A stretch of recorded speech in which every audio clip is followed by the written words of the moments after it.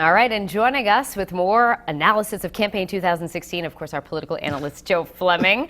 All right, so we're going to focus on the Democrats this half hour. Let's talk about the wins last night, the win last night for Sanders. Potential game changer or no? Not really. I think it helps Bernie Sanders, again, raise money, which is doing very well. It keeps his campaign going. I think it shows that his campaign is going to go all the way to California in June.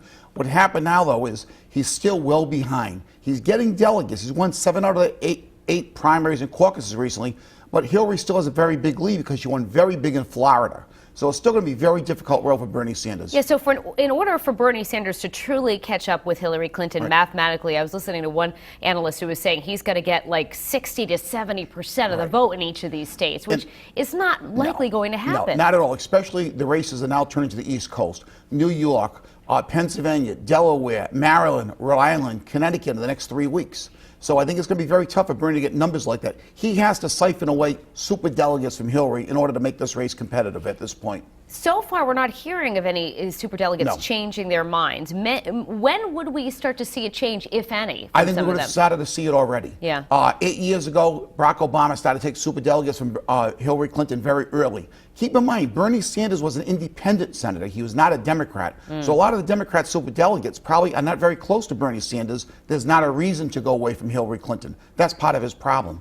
All right, so you mentioned Rhode Island coming up 3 weeks from now. We'll be having our primary here. Normally, we're a Passover state. We do not see candidates stumping for support here typically. But we do have Trump pledged to come here, Bernie Sanders pledged to come here. You think we'll see some of the other candidates? I think we will. I think we'll still hear Hillary Clinton will probably try to come in. I wouldn't be surprised if Bill Clinton comes in. John Kasich might feel it's a small state. He could get enough Republican votes to do well here.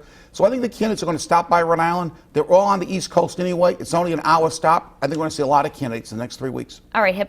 Typically, Hillary Clinton does well in Rhode Island. Do you think we may see a closer race between her and Sanders here? Well, Rhode Island Democratic primary voters tend to be more older voters than younger voters, where Bernie does well with the younger voters. If the younger vote comes out of Rhode Island, that could help Bernie greatly. If it's a big older population, I think it's going to, again, favor Hillary Clinton. 8 years ago, Barack Obama was on a roll for the nomination, yet Hillary still won Rhode Island convincingly.